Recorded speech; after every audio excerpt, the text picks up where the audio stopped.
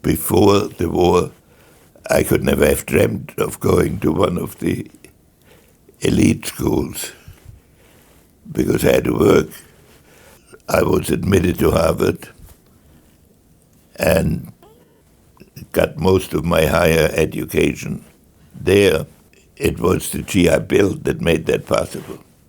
Now I realize the enormous impact that the GI Bill had.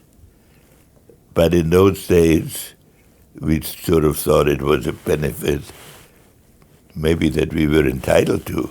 But it was a very creative and original development. Well, there's no question what it did, the transition from a war to a civilian life and to the economy as a whole. It had a tremendous impact. It changed America. Over a period of a few years, you had this influx of people who were not in the economy, who were in military service all over the world, coming back, going to school, getting married, raising families.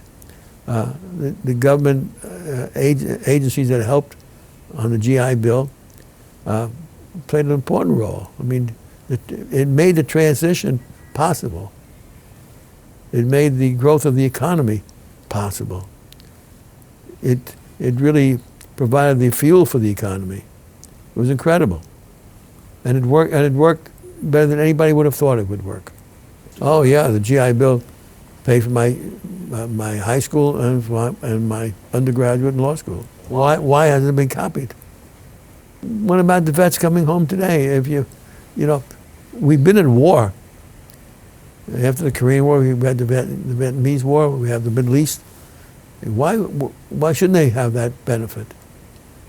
Who deserves it more? It certainly was an important factor in its long-term success that it was not done by professional educators or that it was done by people who wanted to make up to some extent for the years of service that veterans had given to the country and who were focused directly on their immediate necessities. Well, later I grew to appreciate the American Legion, not just for the GI Bill, but for keeping the spirit of comradeship alive and for the commitment to American defense, which is such an important characteristic of it.